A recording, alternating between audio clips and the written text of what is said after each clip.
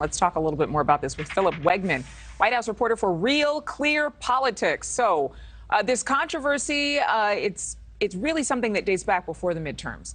Nobody heard about the documents until January of this year, this month, after it was leaked into a news report. So President Biden has promised transparency. What is the potential fallout in terms of public perception, public trust? Well, right now, what really sticks in Republicans' craw is that this came after the midterms, and yet this information was known about a week before those elections. They can go down the list, and they have all sorts of complaints. We just heard from Allison about their frustration that there aren't visitor logs being released from the Wilmington, Delaware home of the president. The thing about this controversy is that for every complaint and argument about a double standard in the way that the current president is being treated as opposed to the previous one. Well, again, you heard it from Allison a moment ago.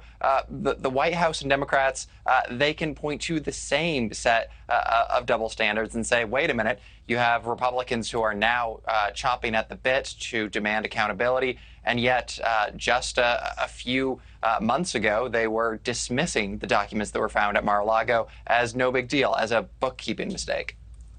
And you have a unique insight. You actually worked in the White House press briefing room. Did you see any changes from the president's team and how they're handling the messaging on this particular situation as they're facing criticism, not just from Republicans, but also Democrats? So what we have seen consistently from White House Press Secretary Karine Jean-Pierre from the podium is that she's only going to go so far. More often than not, specific questions about the timeline, about the documents, about the process, she just won't get into those. She'll refer reporters to the Department of Justice or the White House counsel's office. She's not going to go ahead and get ahead of the story. And I think that part of that is because we don't necessarily know how many documents or when they're going to come out. Case in point, just on Saturday, we learned that the White House counsel, he discovered more documents on Thursday, and yet they waited a couple days to reveal that until Saturday. I think that what we're going to see in the coming days is a turn. This White House, at first, they battened down the hatches. Now I think they're going to get more aggressive and go after Republicans for perceived hypocrisy. Democratic consultant Chris Hahn last night on NewsNation was brushing off concerns that this could impact President Biden's 2024 run. Let's listen to that. If this is still going on, when it comes time to pick a candidate for the Democratic Party, Joe Biden will not be the candidate. This is not the kind of thing that's going to last that long. So do you think that Democratic lawmakers are going to think this same way? Do they think that this is going to just blow over? Is it being overblown now because possibly these classified documents, though classified, are not going to be a threat to national security, are not super sensitive, and that's why we're just learning about them now?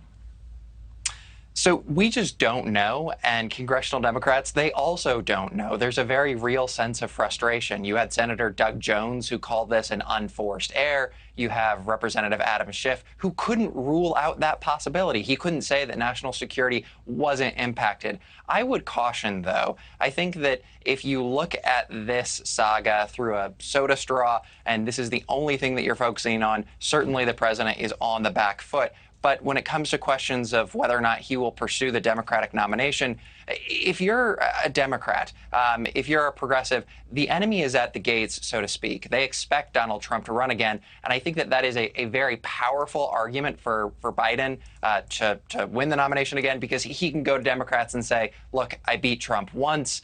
This time around, I won't be able to, hit him over the head for his sloppy handling of classified documents. But, I beat him once. I can beat him again. I think that's the type of messaging that Biden is going to Democratic donors and voters with right now. Okay, well, we'll see what happens, because perception is definitely reality. Philip Wegmann, thank you so much. Thank you for watching. Go to newsnationnow.com to find News Nation on your television provider. And don't forget to click the red subscribe button below to get more of News Nation's fact-driven, unbiased coverage.